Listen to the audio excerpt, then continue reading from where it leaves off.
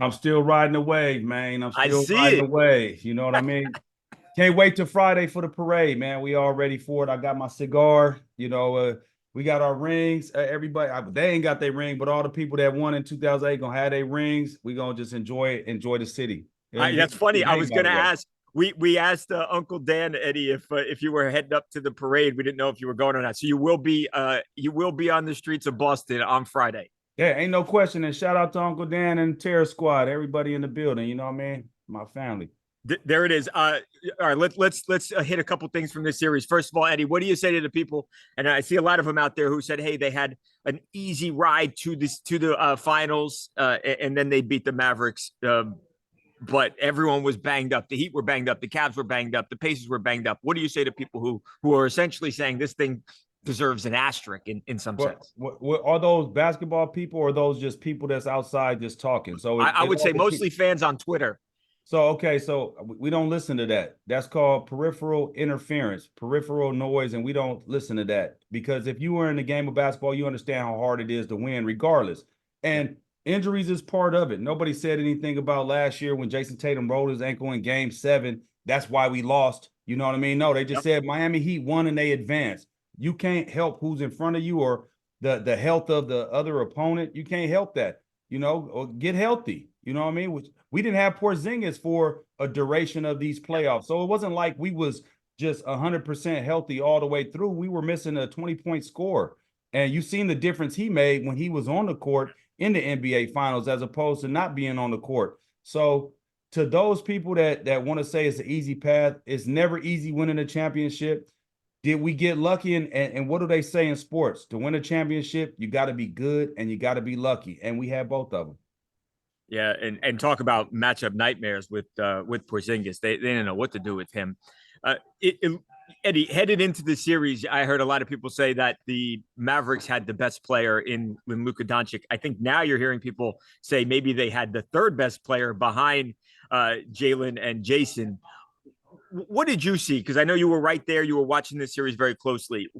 What did you see with Luka Doncic? Does he need to change some things if he hopes to actually lead a team to a title, or is this guy still one of the very best players in the world right now? And uh, they just fell short.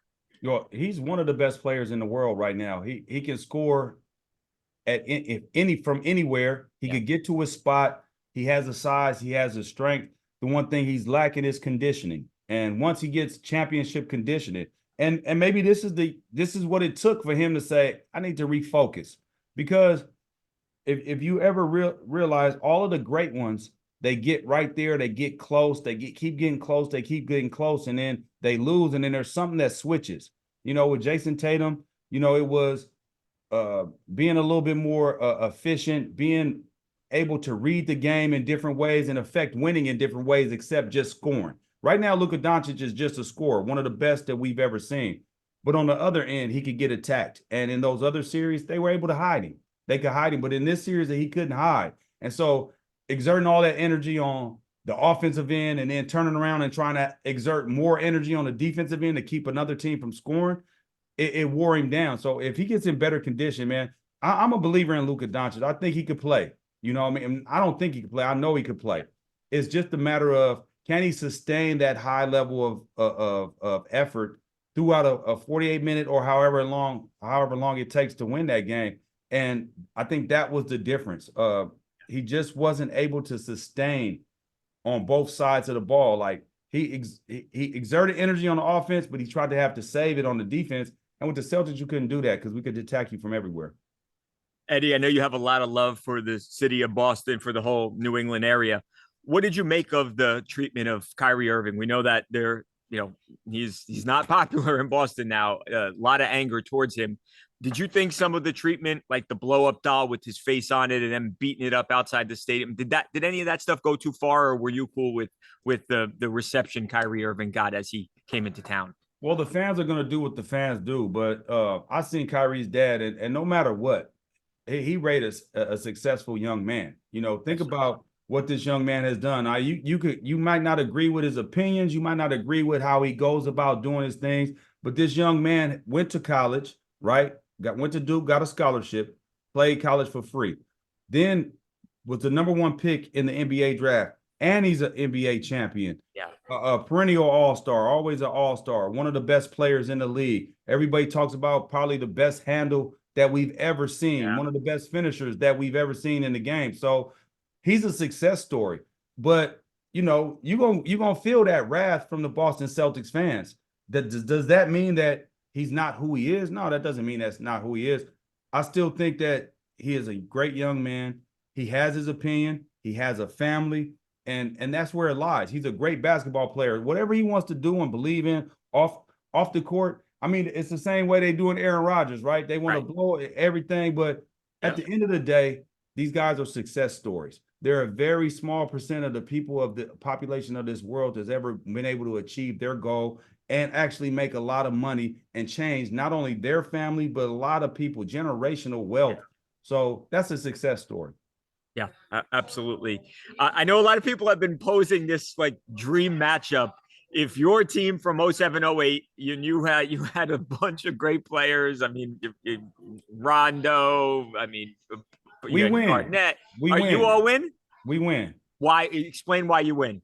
We win because we defend. I feel like we were, and I hate doing this because I love the guys that just won. Right, they're great. It's fun to just, and it shows you how good they are. We're just throwing stuff to the wall, see what sticks. Right. Okay. Right. But I love this group of guys. I'm talking about the team that won it, right? Yeah. And I've seen their maturation, their growth, the way they connect, the way they stick to each.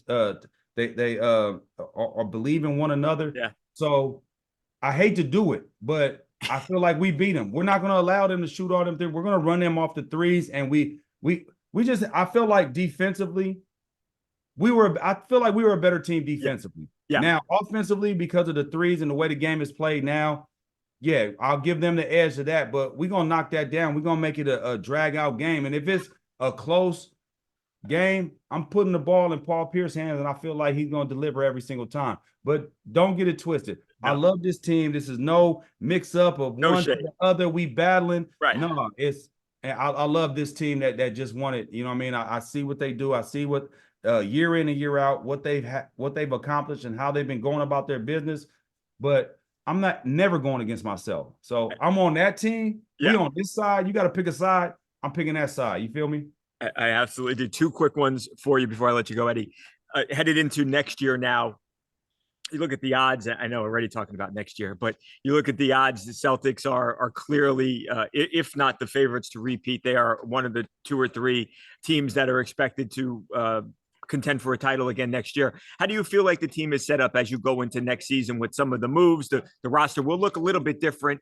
The same pieces, the foundation will be there. How are the Celtics set up going into next season, Eddie? They set up great. The roster ain't gonna look no different. Yeah, this is gonna be everybody's under contract. The only everyone that's important, right? Yeah, that's super important when you're trying to make a run and try to become dynastic. The only person that you have to look at is, I think Luke Kornet is a free agent. Yeah. That had made significant minutes. But besides that, everybody else is coming back. Now what you have to do is try to figure out a way to lock in Derek White for more years and also lock in Jayson. Well, you're going to lock in Jayson Tatum for sure. Derek White is the key to see that, okay, does he get an extension this summer? If not, he has to play out next season, and then you could give him the one after that, or he could hit free agency. And it's not a big difference, right? And people will say, $10 million, I think it's 120 and 130, is the difference. It's not it is a big difference, but it's not life-changing for Derek White. Right. For Derek White. It might be life-changing for other people, right? But for Derek White, it's not life-changing. So you already got it. Yeah. Yeah, we'll see. We'll see how that happens. I think we're constructed the right way.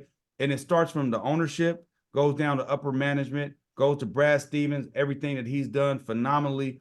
Has done a fantastic job. Allison Feaster has done a fantastic job. Rich Gotham, Wick Grossbeck, Steve Pagliuca. All those guys have done a fantastic job to put us in a position to be successful for many years because those contracts stagger. Jaylen Brown's kick in next year. The year after that is when those other contracts, the extensions will kick in. And I think that we have put ourselves in a really good position to go on a nice run right here, especially with this core group of guys. Before I let you go, Eddie, you're also a dad, and you've got a son who is a pretty darn good basketball player, and the draft is just a couple of days away now. what's this all been like? What advice are you giving to your son, Jaylen? I got to imagine you're excited, you're nervous. What's this been like? This not being you, but being your son that's hoping to get drafted. I'm not nervous. I'm just giving him the best advice that I could give him after experiencing everything that I experienced. Okay. That's all I do. And he goes out there and he has to execute and do what he does to put himself in the best position. But I'm always going to give him the best advice to be as successful as he can be. Whatever I know, I'm gonna pass on to him. But he has a shot, man. He has a shot. He can play this game, and I believe he'll be able to play on this level. And not only him, I got two more coming up the pipeline. I got really, I got twins. They're sophomores going into their junior year. They just got offer from Kansas, offer from Washington. They got about 10 offers right now. Michigan of them as well. So we coming, man. We coming. The house name will keep going. I'm happy for that. I'm happy for the kids. Number one, to live out their dream. To be able to go out there and play basketball and eventually possibly, get paid for it, because we do it for free for so long because we just love it. You got to get compensated, and there's a small window you could get compensated for it. So you got to take advantage when you can. But I'm really excited about the opportunities that all three of those young men have. And more importantly, I'm just really proud of the young men that they are. All the feedback that I get back from people that they're young, great men. So I guess I'm doing a good job on that side. So that's really more important than any of the other stuff. It sounds like great. I was going to say, you're like the 2024 LeVar Ball. No. Hey, you know what?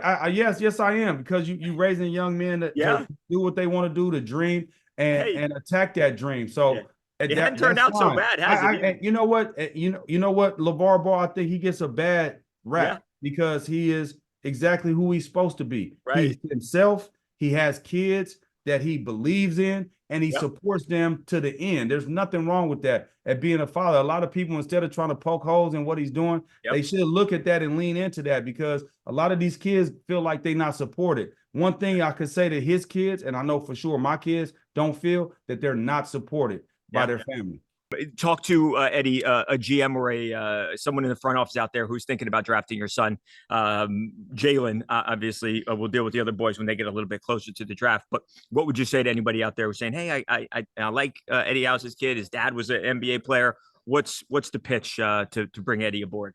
Or bring Jaylen aboard? Excuse me. I'm not sitting no pitch. Jaylen's gonna have to set his own way and do his own way. I'm not out here campaigning for my son like that. I'm not being like, hey, you need to go get my son for these reasons. Because at the end of the day, it's not about anything that I say. It's about what Jaylen has done and what he can do. So it's all on him, man. I don't want to be a part of his success. I'm a part of him because I'm his father, but he has his own path. He's making his own way. He's blazing his own trail. And so will the twins when they come behind him.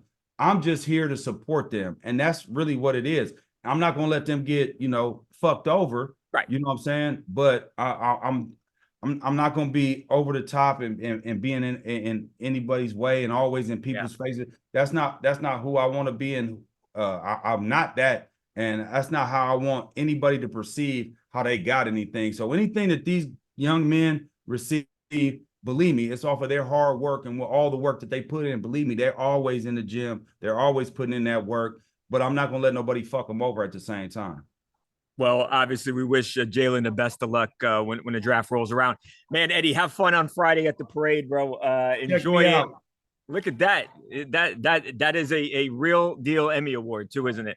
Yes, it is. This is an Emmy, man. Yep. Best live show. Not too bad. You got a championship and an Emmy award. That's not too bad. Yeah, can't be mad at it.